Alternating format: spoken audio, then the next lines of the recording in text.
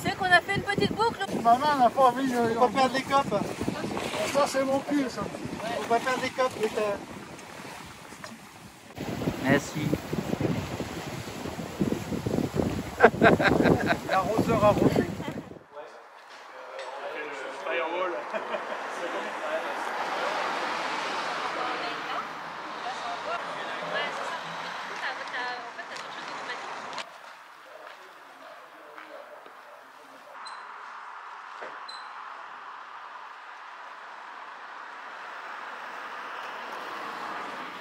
This is the workshop of the Treizour of Douarnenez, and this is where they look after all their boats. They do their winter maintenance, but also at the moment they're building a new boat which is intended to be the beginning of a whole series of boats.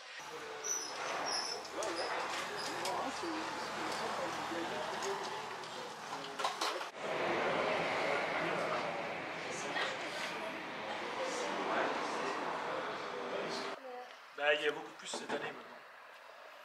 Peut-être 200. Sur la Mélinis, mais c'est pas un gros rattache. Right, yes, so tell me about, what is it called? Chaloupe? It's called, well, it's called the canot here in Douarnenez because we call the canot. Voilà. Chaloupe the round ended boats, and we call canot the transom boats. Right. So what the rest of France would a lugger with canoe. Here in Douarnenez, a lugger with a transom is called a canot. Okay. Right? It's a lugger with two masts. The rigging is absolutely similar to the one of Telenn, but smaller, of course. And the idea is that we're building this together. So this is a group project. In France, everything works with associations, but really everything. And Treizour is one of these. It's an old association in France in the field of maritime heritage, but it's also one of the most active, still one of the most active. You know, like Telenn is sailing about 300 times a year with about 10 to 12 different people on board. So that's hundreds and hundreds of people every year who discover traditional sailing. Now, it can be quite demanding physically. For children, it's not so exciting because you can't do anything until you're like 15. You need a couple of strong people on board. Also, if something goes wrong, 2 or 3 people have to be really trained and strong. Now, we need a smaller lugger to allow children to sail without adults. This is what we're building now. We need a small boat for families to be able to sail, like parents with 1 or 2 children, or just a couple, to go for adventures and experience the free life at sea, what we all like, but without requiring too much crew. And then it's also a fun project for a group. It brings lots of enthusiasm. It raises the skills of the whole association, because this means that people learn how to build. When you know how to build, you know how to fix, you know how to think about new projects. So this is going to be the first of a series of boats, actually. 7 meters long. The beam is going to be 2.5 meters, and the displacement is about 2.7 tons. So it's rather light, with a very, how do you say that, with the bilges that are really... firm, you say. Yeah, firm bilges. Specific kind of canot was built during the 1890s. Okay. But the evolution of the fishing fleet was very fast in these years. They were not conservative, these guys. They were always trying to have the best tools. And at that time, these were the best. And this explains how you can have such a light boat that actually is very powerful and rather fast, and also very dependable, really seaworthy. they've proved their seaworthiness for ages in Brittany. So you've got Francois Vivier to look at old Absolutely. So plans and draw up some modern set of plans. Because these boats are lost, there are no examples. Yes, there are no examples, there are no plans because they were not built with plans. And also there are no wrecks that are complete. They were basically they worked for like 8 or 10 years. Eventually they were considered like quite good firewood. 10 years later they started to build bigger luggers or cutters. So they switched to another kind of fishing and to another way of sailing. So these boats were not built after the 1910s, I say. And when did this project start, to build this one? It started, well, really started 2 years ago. And that was when we started to gather some documentation, ask the old people who knew better, and also work with the architect Francois Vivier, who's been designing lots of traditional boats in France. He's really a top reference in this field. And he has a great culture about traditional boats in France. It's completely funded by people giving money. So you'd like people to give some more money? Well, that's a very good idea. It's nice to mention watching this video. Yeah. So we have a website, d21.bzh, and that's the place to go to have news about the project, to see more pictures, to see the lines of the boat, and also to donate. And that's, yeah, it's a good idea to mention that, Roger, thank you. d21.bzh. Right. One thing I'd like to mention also is that this is the first of a series, because the idea is that people are going to learn how to sail on these boats in a very traditional way, on a lugger, engineless, with oars on board, but it's more fun and it's more adventurous to be more than one boat. There were thousands of these all along the coast of southern Brittany 100 years ago, and we don't want thousands of them to be rebuilt, but like a dozen would be nice. And that's more fun also for the young people when they know that they can sail together as a fleet for a couple of weeks every summer. And, yeah.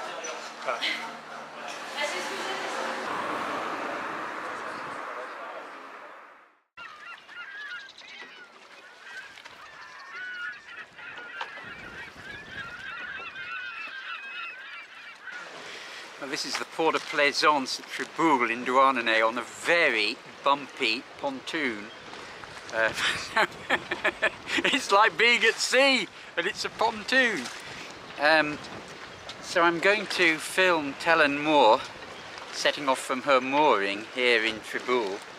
She's completely engineless, so she's going to have to set off from the mooring totally under sail and tack out of a very narrow channel between the Île Tristan and this side of the river.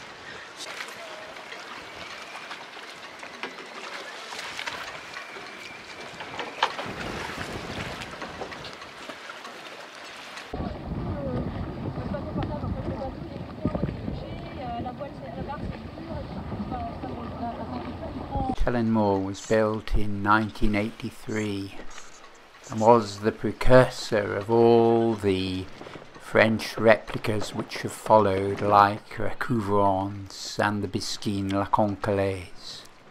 Telenn was the first.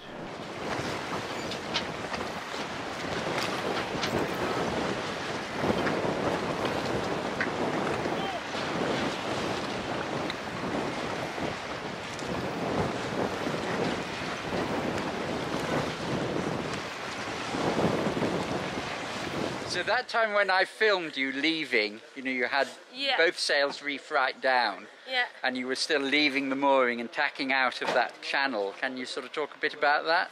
This channel is very tricky because it's quite narrow. North wind especially, it's coming through the channel. Yeah. Inside, and sometimes it's also wavy inside, and we really have to tack quite often to get off. And that time it was windier and waves, so it stops you, and So at the same time, you have to reef your sails because you want to be against the wind. But in the same time, with the waves, it just stops you a bit. But it's fine. The thing is, you have to prepare your crew before tacking, because we really have to be aware of the front sail, which is the mizzen, to get it on the other side at the right time, because there are rocks and pontoons. So yes. you don't have no choice. And other boats. Yeah, and the other boats, they know the chaloupe, so they know we don't have any engine. So usually they let us passing. I don't remember. No, that time there was not any sailing school. Sometimes there are the small dinghies from the sailing yeah, school. I don't think there were. No. Yes. What's impressive is she doesn't seem to make much leeway. You'd expect her to slide sideways more than she does. No, not so much. Even if she's very rift, she's not doing so much. She's pretty heavy. She's 6 tons, and with a long keel. And no, she's really fine. And she's also, the thing could be a bit not so nice. I think it's because she's a lugger, and she cannot go up to the wind very close to the wind. But she's not so bad. So we can tack easily. We can tack out in 4 or 5 tacks, and it's done. So it's fine.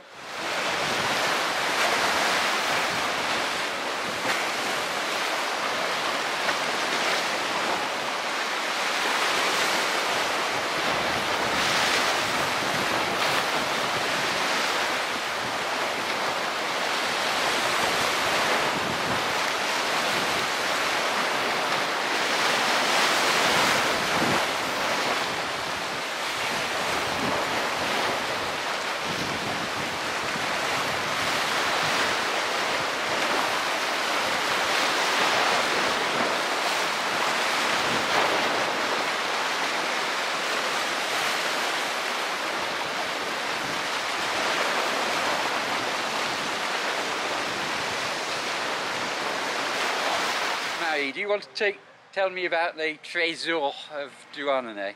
Treizour Association. Yes. Yeah, I can tell you a bit. This association is run by people from any age. We have we are running actually 3 boats now. The chaloupe Telenn, and the yawl Volonté, and another yawl, the Ness yawl Analar. And so there are people who are able to run the boats, and they ask who is fine and happy to sail with them on the weekends or in the evening or whenever they want and whenever they can. It costs 35 euros for one person. Per year? Per year. 15 if you're unemployed. And there's also family prices. Like I think it's 65 euros for a family. And how many members are there? How much you want? How much you are? No, how many? How many members in the group? I think it's about like there are many members, but the real one who having part quite often, it's 150 about. Okay. I know that on mailing list we are like 130. Right. Yeah. But then people are, and then the people who are really here and like every weekend and doing the things on the winter and sailing, it's about 50. Like really enjoying the association. So, and sailing usually. Some people are sailing quite regularly on the Volonté, and so that's the yawl. And it's not really the same people as on the Telenn. And you're one of the skippers of Telenn. Yes. So how did that happen?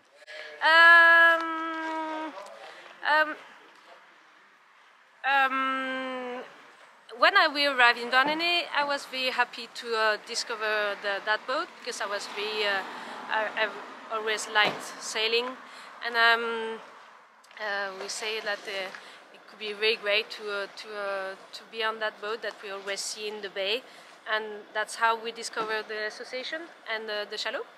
And there were, I think, 2 or 3 skippers of that boat, and they were becoming less and less. And so one of them, who is also the skipper from the sailing school, because that boat is also run by the sailing school during the days. So the sailing school take her out during the week mostly, don't they? A time on the week. Yeah. And do they pay the Treizour? How do they? They've got an arrangement. I don't know about paying, but that's how they work. They do part of the fixing during the year, part of the keeping in order, and with that they have it for the day. And yes, and then one of the skipper he proposed to entertain people who wanted to be a skipper, and so we did it for a while, and so we are like 4 or 5 more now, and that's really interesting because it's a collective boat, so it's really interesting to sail with her and to be with new people every time on board, and people who don't know anything, people who are very aware, people, kids, and people who would never be on a boat before. So that's really very interesting. And the thing is that she doesn't have an engine. Yeah. Yeah. And all the maneuvers in ports and buoys, and every time it's without an engine. Yeah. Yeah. But we just entertain with it. We can scull and we can row. Yeah. But it's not very efficient. C'est vraiment ça, quoi. C'est pas voir la vague qui arrive et du coup tu prends un gros paquet de mer. Là on est arrivé jusqu'au Telenn quand même. Ça mouille, quoi.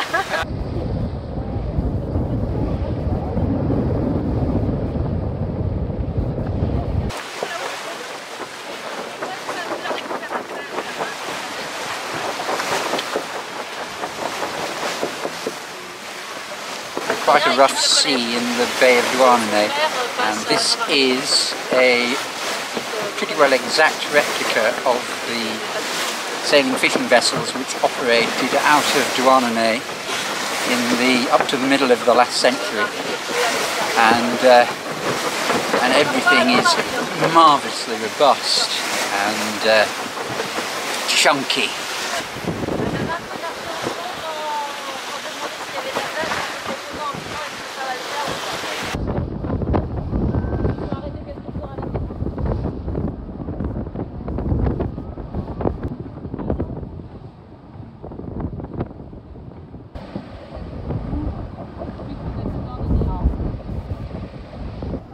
And finally, Marie brings Telenn back onto her buoy by the sailing school at Treboul.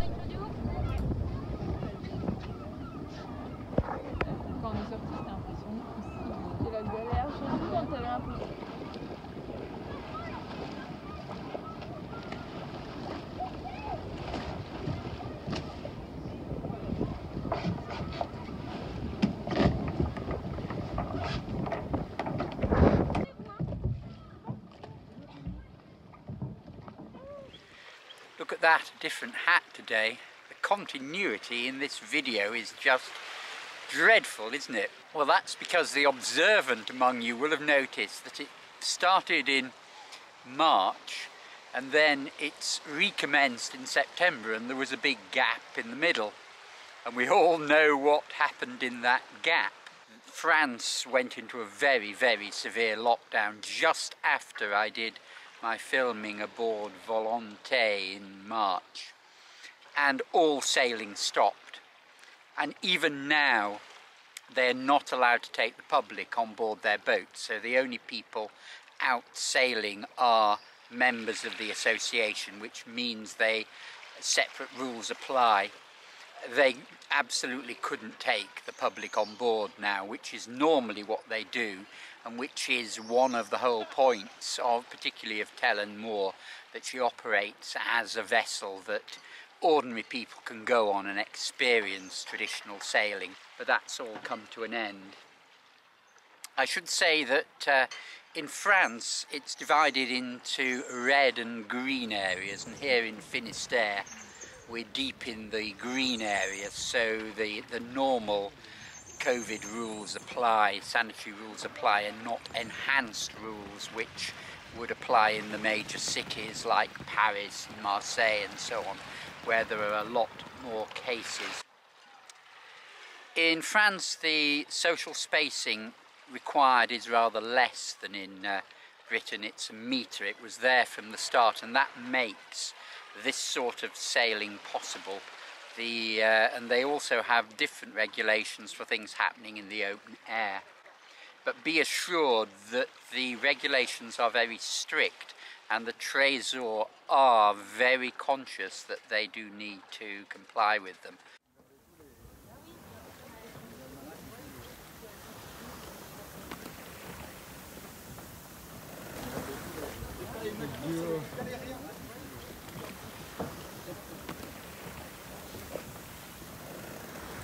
Why do it?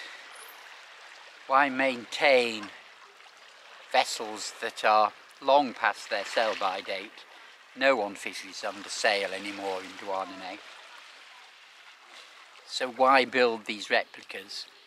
When Telenn was being built, there were still fishermen who could remember them being used, who had sailed in sailing fishing boats, and they were initially contemptuous of the project. They felt that this was a symbol of the poor life that Douarnenez had escaped and needed to move on from. It is interesting how attitudes are very different to old technology in different generations. But I think the centre of what the Treizour Association does is about community. It is about providing a focus for people's lives, and that is the sort of thing that is very important to the French. It's less about the boats and more about the activities and the sense of conviviality and the sense of focus of a group of people that the boats provide. And so just today, once again, a group are going to go out onto Telenn in part of her intensive sailing programme throughout the year.